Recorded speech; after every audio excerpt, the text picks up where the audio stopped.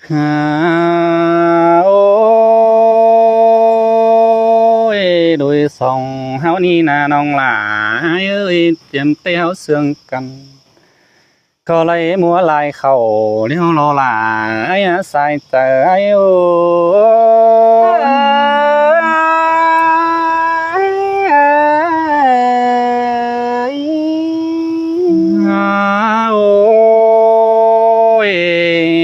มิงเอ้ยอ้ายมึงเตงำเมื่อปีเก่งล่ะ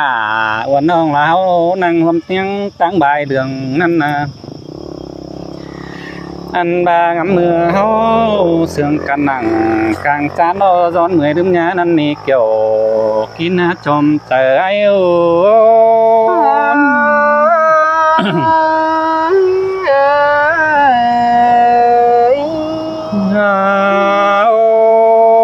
อยากจูไอ้มึงบาดจิปันนั่นเด้น้องหลายเอ้ยน้องเรื่องเสื่องกันในบาดจิเกี่ยวให้บาน้องหลากดจังเฮียมาปายอปิกเพิ่นละเสื่องตัวคนเก่งเสียไอ้ชิ้นเด้น้องหลายเอ้ยล่ะมาเสื่องกันเด้ไอ้น้อง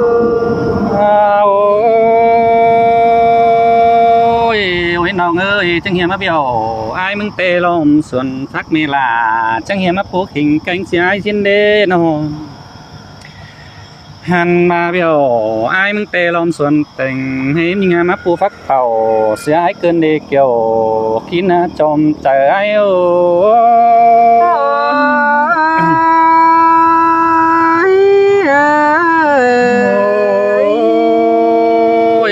น้องเอ้ยจังเฮียมาเบี้ยวอ้ายมึงเตเข้าเคยน้องเตเมลาฮัดสูงเมื่อปัวเสียอ้ายชิ้นนี้น้องไปไงกูเตฮักกินน้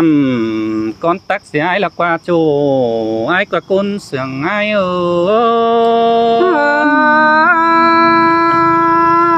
บ่ว่าดอกล่ะน้องเอ้ยใส่น้องน้องเอ้ยน้องกูเตจังเฮียลักกินน้ำก่อนจองเสียอ้ายชิ้นนี้จังเฮียลักนอนสองเสียลาชิ้นนี้เกี่ยวเต้าปีไอ้โอ้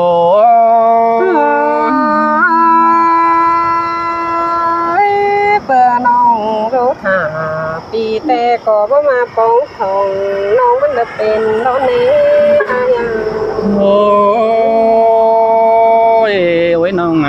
น้องเอ้ยน้องหลาอ้ายกูเตจังเฮียมาเบี้ยวอ้ายมึงกินมาล้างชิ้นนี้จังเฮียมาบางอ้ายมึงเตขึ้นรอบ